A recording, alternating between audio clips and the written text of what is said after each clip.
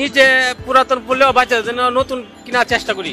কখনো ভেবে দেখেছেন গুলিস্তানের পুরনো জুতার দোকানে বাচ্চাদের জুতা কেন থাকে না? এর আসল কারণটা জানলে কষ্ট পাবেন। গুলিস্তান ফ্লাইওভারের নিচে পুরনো জুতার মার্কেটটি বহু পুরনো। সারি সারি দোকানে সাজানো নানা ডিজাইন ও রঙের জুতা। একেবারে ব্র্যান্ডেড থেকে সাধারণ সব ধরনের জুতাই মিলবে এখানে। এসব দোকানে হাজারো মানুষ ভিড় করেন কম দামে এক জোড়া জুতা কিনতে। কিন্তু একটু খেয়াল করলেই দেখবেন সেখানে শুধু পুরুষদের জুতাই বিক্রি হয়।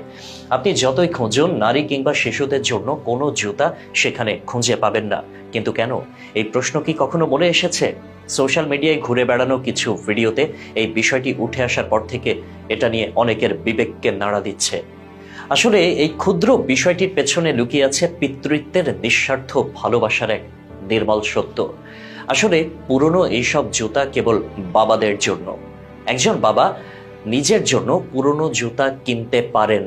কখনো কি শুনেছেন বাবারা তার সন্তান কিংবা স্ত্রীর জন্য পুরনো জুতা কিনেছেন? বাবা নিজে হয়তো পুরনো জুতা পরেন, কিন্তু তার সন্তান যেন নতুন জুতা পরে ঈদ করতে পারে, স্ত্রী যেন ভালো কিছু ব্যবহার করতে পারে, সেটাই তার স্বস্তি। একজন বাবা তার সন্তানকে কখনো পুরনো কিছু পড়তে দেবেন না, কারণ তিনি চান তার সন্তান ভালো থাকুক, সুন্দর থাকুক, সম্মানের সাথে বেড়ে উঠুক। তাই গুলিস্তানের পুরনো জুতার দোকানিরা জানেন এই দোকান থেকে কোনো বাবাই তার সন্তানের জন্য জুতা কিনতে আসবে না। তার পকেটের টাকা না থাকলেও সে সন্তানের জন্য নতুন জুতাই কিনবে, যত কষ্টই হোক।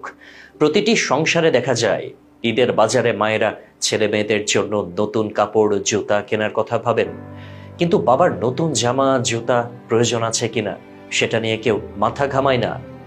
সন্তানদের আনন্দের জন্য বাবারা বছরের পর বছর একই পুরনো শার্ট, ছেঁড়া স্যান্ডেল বা মলিন পাঞ্জাবি পরে ঈদ পার করে দেন।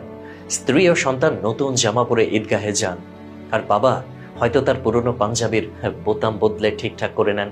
কারণ বাবাদের চাওয়া খুব সামান্য, অতি সামান্য।